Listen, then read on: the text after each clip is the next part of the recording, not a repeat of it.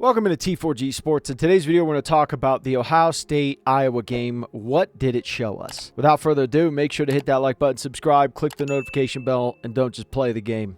Own the game. Let's light it up, guys. So here's what we learned about Ohio State. Ohio State is the most dangerous team in college football after this game.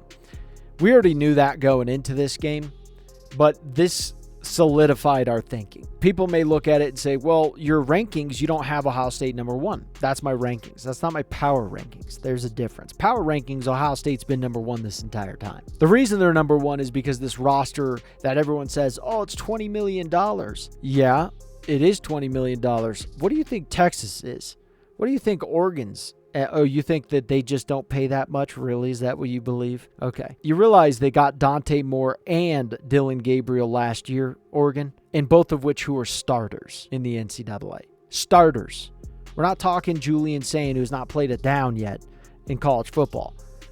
We're talking two starters that prove they were starters. That's who they paid for. Look at Texas's two quarterbacks. They got Quinn Ewers, who was the best ranked quarterback in ever. Okay, so there's that. Then you paid for Arch Manning, who was not only a top quarterback rated in the country, he's a Manning. You're paying a premium just for his name. That's it. Do you understand how much those two quarterbacks probably cost you? So here's what I'll say about the $20 million. When I heard $20 million, I thought, that's it? That's all you paid was $20 million for that roster? Jesus Christ, a couple of years back, C.J. Stroud, Marvin Harrison Jr., and Emeka Buka would probably run you $10 million in the open market. That's probably like $10 million. So $20 million just makes me absolutely laugh my ass off.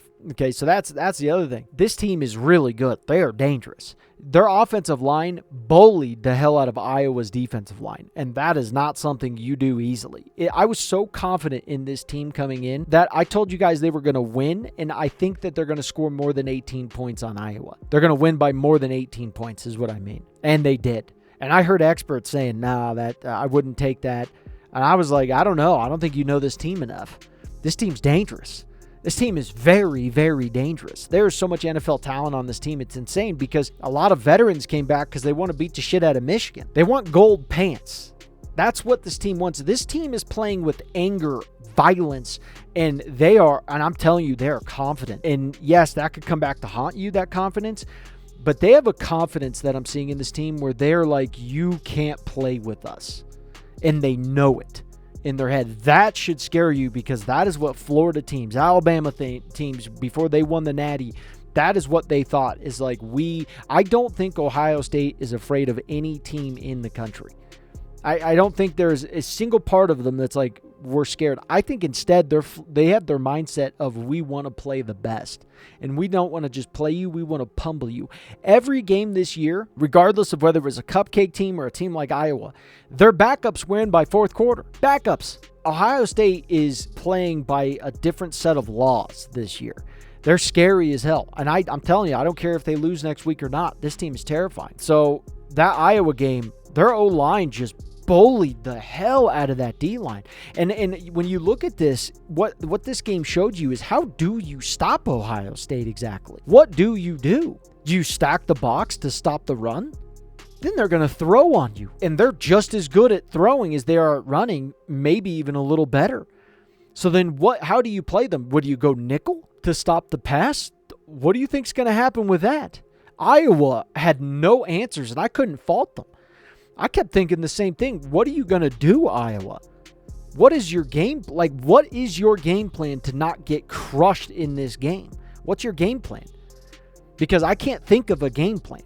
That's the problem I have for Ohio State. What is your game plan? I don't care if you're Alabama, Texas, Georgia, you're Oregon. What's your game plan going to be? Your crowd better be turned as hell. You better shock and awe Ohio State quickly because I don't care if you're up by 21 points by halftime. That's not enough. That is not enough. Okay, they could come back in a hurry. I mean, like Iowa showed you, 21 points in the third quarter. They're not playing games. So my problem with Ohio State, if I'm an opposing team looking in, is I don't know how I would stop them. You have to try and get at Will Howard. You got to win the turnover battle, and your defensive players have to play absolutely amazing on all fronts. all fronts because they're a nightmare schematically to try and beat. So that's what we learned from this team. Good luck to any team who's playing them. Good luck. I don't care if you win. You're going to have to play them again at some point. Good luck.